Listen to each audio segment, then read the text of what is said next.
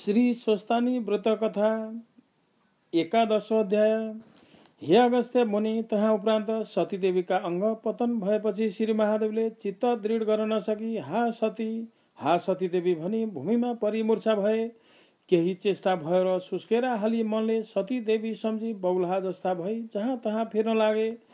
त्यस्ता तरहसित हिँडेका महादेवलाई देखि तारकासुर दैत्यले आफ्ना मन्त्रीहरूसित भन्यो, हे मन्त्री हो, सती देवी मर्नाले महादेव बौला जस्ता भई हा सती भने जहाँ तहाँ फेरि हिँड्दैछन्। यसै अवसरमा देवताहरूसित युद्ध गरी इन्द्रको अमरावती जिती ल्याउँ। अब हामीलाई को के गर्न सक्ला? जाउँ भनी सबै जति भएका सेना अघि लगाई मन्त्री समेत भए लडाईँ गर्न भनी अमरावतीमा गए।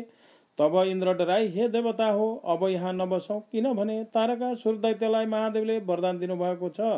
त्यसलाई युद्ध गरी जित्न को सक्ला? भागौं भनी स्वर्गदेखि भागी मृगस्थलीमा आई बसिरहे।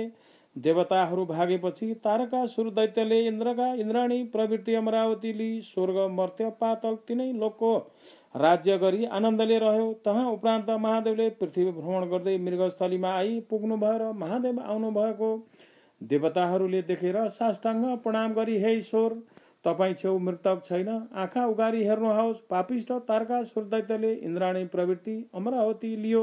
त्यसलाई हजुरले वरदान दिनुभएकोले हामी इन्द्रादि देवताले युद्ध गर्न नसकी भागी यहाँ आई बसिरहेछौँ। रक्षा गर्नुहोस्, पापिष्ट तारकासुर दैत्यको नाश गर्नुहोस् भनी बिन्ती गरे। यति इन्द्रादि 33 कोटी देवताले बिन्ती गरेको सुनि महादेवले आँखा उगारी हेर्नुभयो र इन्द्रादि देवताहरूलाई देखि केही जवाफ नगरी सती देवीलाई नै सम्झी हा सती भनी तहाँदेखि पनि जानुभयो।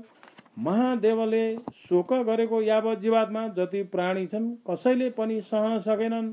यस्तै तरहले महादेवले शोक गरी 100 वर्ष पर्यन्त पृथ्वी भ्रमण गरी हिँडे। सुन्यौ हे अगस्त्य मुनि, जसले यो 11औं अध्याय पाठ गर्ला वा सुन्ला त्यसलाई पापले कति छुने छैन। इति श्री स्कन्द पुराणे केदारखण्डे स्वस्तानी माघ महात्म्ये कुमार अगस्त्य संवादे इन्द्रादि देवता मृगस्थली प्रवेशो नाम 11 अध्याय समाप्त।